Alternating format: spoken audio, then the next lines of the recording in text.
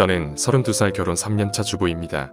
연애 2년, 결혼 3년 동안 저는 낮에는 남편의 따뜻한 사랑을 듬뿍 받고 밤에는 뜨거운 사랑을 한몸에 받는 사랑스런 커플이자 인고 부부라고 믿었습니다. 드라마나 주위 남자들이 바람핀다 해도 콧방귀 끼고 저에게는 절대 일어나지 않을 일이라 장담했습니다. 제 남편을 믿었거든요. 정말 자상한 사람이었으니까요. 정말 가정적이고 저를 누구보다 아껴주고 사랑하던 사람이었습니다. 이제 막 태어난 아기도 있고요. 그런데 불과 며칠 전 충격적인 사실을 알게 되었어요. 저 몰래 신용카드를 만들고 비밀통장까지 만들어 내가 출처를 알 수 없는 돈 몇천만 원이 들어가 있더군요. 그동안 월급 통장을 다 나한테 맡기고는 용돈 받았으며 한 번도 투정 부리거나 불만이 없었는데 수천만 원이 찍혀있는 통장을 보고 놀라지 않을 수가 없었습니다. 늘 돌에 쫓기듯 살았어도 생활용품이며 내 용돈까지 아껴가며 내 집 마련을 위해 그렇게 한 푼 두 푼 모아온 여유돈이 고작 수천만 원인데 비슷한 금액의 돈을 비상금으로 사용하고 있었더군요. 신용카드 거래 내역을 쭉 뽑아서 살펴보니 누구랑 쓰고 다녔는지 점심시간을 통해서 서울 구석구석 맛집에 한 곳은 다 찾아 다닌 듯 했고 심지어 대낮에 모텔에서 대시를 했는지 결제되어 있더군요. 그것도 많게는 일주일에 2번이나요. 꾸준히 더 다녔는지 마치 내 집 드나들 듯이 물소 모텔이라고 가장 눈에 띄더군요. 시기를 살펴보니 본격적으로 카드를 만들어 사용했을 때가 내가 임신하고 출산 2달 전부터 친정집에 가 있을 때부터니까 1년도 넘게 만나왔다는 소리네요. 보통 남편은 성욕이 왕성한 편이라 우린 아직 신혼처럼 즐기는 편인데 보통 하루도 빠지지 않고 관계를 가져요. 그래서 더 충격이었어요. 일주일에 한두 번은 꼭 불륜녀와 대시를 했을 텐데 낮에는 그 여자와 밤에는 나랑 했다는 생각에 하늘이 노래질 정도로 아무 생각이 안 나더군요. 특히 그 더러운 여자 앞에서 내 이야기를 했을 생각하니깐 화가 쉽게 가라앉지도 않았습니다. 남자들 진짜 이럴 수가 있나요? 나는 자기 아들 가지고 낳아 키우느라 집 구석에서 밖에도 제대로 못 나가고 생고생하고 있는 동안 한 번은 그렇다 쳐도 1년 동안 일주일에 2번씩이나 꾸준히도 그 짓을 해왔다니 제정신이고서야 저한테 이럴 수가 있나요? 전 미친듯이 다그치며 왜 그랬냐고 따져 물었더니 자기도 잘 모르겠대요. 처음엔 호기심에 딱 한 번 만났는데 그게 2번이 되고 3번이 되니까 점점 빠져들었다고 하네요. 그때 잠깐 미쳤던 것 같다면서 울면서 용서를 빕니다. 임신 기간에 입덧이 심해서 많이 힘들어 남편에게 짜증을 많이 내긴 했지만 단 이 자식 낳아주느라 내가 힘든 거니 기분 나쁘지 않게 날 이해하며 받아들일 줄 알았는데 평소에 너무 자상한 남자였으니깐요. 한편 내가 지나쳤나 싶기도 하고 남편도 그때 내 비 맞추느라 많이 힘들었나 봐요. 저한테는 한 번도 힘들다고 내색하지 않았지만 생각해보니 내 성격 다 맞춰주는 남자는 이 남자밖에 없는 것 같기도 하고 한편 미안한 생각도 들었습니다. 하지만 잠깐 불륜도 아니고 우리 부부는 아이 낳고 얼마 지나지 않아서부터 매일같이 부부관계를 했었는데 그 여자와도 낮에 모텔을 갔었으니 분명 겹치는 날도 있었겠지요. 그 부분은 도저히 이해가 되지 않네요. 남편은 절대 저랑 이혼할 수 없다고 합니다. 저런 놈을 용서하고 같이 살아야 할까요? 웃긴 건 내가 지금 너무 화가 나고 당장이라도 이혼하고 싶어도 또 저 사람 없이는 살 자신이 없다는 겁니다. 더군다나 이제 돌진한 아이를 혼자 힘으로 어떻게 키워야 할지 앞으로 바람 피우지 않겠다고 무릎 꿇고 빌면서 용서를 구하는데 다시는 바람 피우지 않을까요?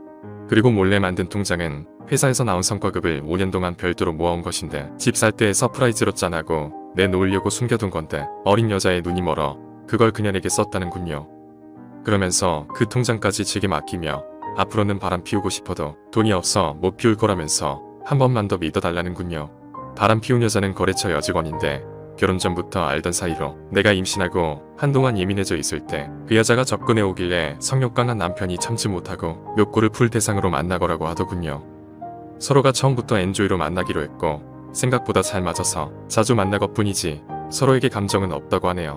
아무튼 아무리 남편을 쉽게 버리지 못할 것 같아도 얼굴을 보고 있자니 화만 치밀어 올라 잠깐 떨어져 있기로 하고 아기와 함께 며칠 전부터 친정에 와 있습니다. 아무것도 모르고 계시는 친정엄마는 내가 예민해서 성격이 자를 같아서 또 김서방과 싸웠냐며 잔소리를 해대는데 모르는 게 약이라고 아무 소리도 안 하고 혼자 속으로 삭혔습니다. 주위 사람들은 다들 남편이 순둥순둥하고 사람 좋아 사위자로 뒀다, 신랑 잘 얻었다 소리를 귀에 닦지 않도록 들었는데 친정엄마조차 당연히 내 잘못으로 부부싸움 한 줄로만 생각해요. 며칠 동안 혼자 집에 있을 서위 걱정에 밥은 제때 챙겨 먹는지 밤에 혼자 외롭지는 않는지 아침 저녁으로 서위에게 전화하는 엄마를 볼 때마다 더 아픈 마음이 미어져 옵니다. 그렇게 서위 잘 얻었다고 입에 침이 마르도록 동네 사람들과 친척들에게 자랑을 했었는데 엔조이로 만나는 여자와 일주일에 2번씩이나 모텔을 들락날락거린 걸 알면 쓰러지실지도 모릅니다. 또 친정에 온 지 며칠 되었다고 친정엄마는 자꾸 집에 들어가라고 하네요. 당분간 아이는 내가 봐줄 테니 좋은 시간 보내고 주말에는 여행도 다녀오라면서 자꾸 싸우지 말고 이참에 둘째를 한번 가져보라면서 말입니다. 결국 엄마가 자꾸 걱정하길래 이대로 친정에 계속 있는 것도 아닌 것 같고 아이를 엄마에게 맡기고 혼자 잠깐 여행을 갔네요. 3일 뒤가 제 생일이에요. 한 번도 생일에 혼자 있어 본 적이 없었는데 자꾸 남편이 연락이 와서 생일 전에는 집으로 왔으면 좋겠다고 하는데 나는 당분간 떨어져 있는 게 좋겠다며 거절하고 생일날 혼자 호텔방에 소파에 누워 넷플릭스 드라마를 온종일 보고 있었습니다. 남편 외도 사실을 알고 난 후 무너져 내린 상처받은 가슴이지만 아직도 적응이 되지 않고 드라마에 나오는 주인공들은 왜 다들 나랑 같은 처지인지 하루 종일 눈물이 흘러내립니다. 그리고 며칠 뒤 아이를 데리고 집으로 들어갔습니다. 남편은 또 분위기 파악을 못하고 부부관계를 가지면 내가 풀릴 줄 알고 들이대네요. 남자는 정말 단순한가 봅니다. 마음의 상처를 먼저 치료해줄 생각은 안 하고 몸으로 치유하려고 하는지 그래도 나한테 잘하는 남편을 보면 한 번은 용서해주고 싶네요. 그게 맞겠죠. 남편은 앞으로 믿음을 주려고 노력하겠다며 카드 사용 시 결제 내역을 제 휴대폰으로 메시지가 오게끔 해두었고요. 또 휴대폰으로 제가 집에서도 언제든지 신랑의 위치를 추적할 수 있는 프로그램을 깔아두었습니다. 혹시 모르니 확인하고 싶으면 영상통화를 하면 된다며 저를 안심시켜 주더군요. 앞으로 그 여자와 개인적으로 다시는 만날 일 없을 거다. 만나도 절대 사적인 이야기를 절대로 하지 않을 거다. 내가 아내와 아이까지 포기하면서 두 번 다시 또 그 짓을 하겠냐며 저에게 믿음을 주기 위해 노력하는 중입니다. 그리고 신용카드, 휴대폰 명의를 제 이름으로 다 바꾸고 심지어 자가를 매입할 경우에도 제 앞으로 해준다고 하네요. 그런데 생각지도 않은 일이 생기고 말았습니다. 바로 계획에도 없던 둘째가 생기고 말았네요. 임신된 걸 알고부터는 남편이 예전 외도한 사실이 계속 떠올라 잠을 제대로 이루지 못하겠어요.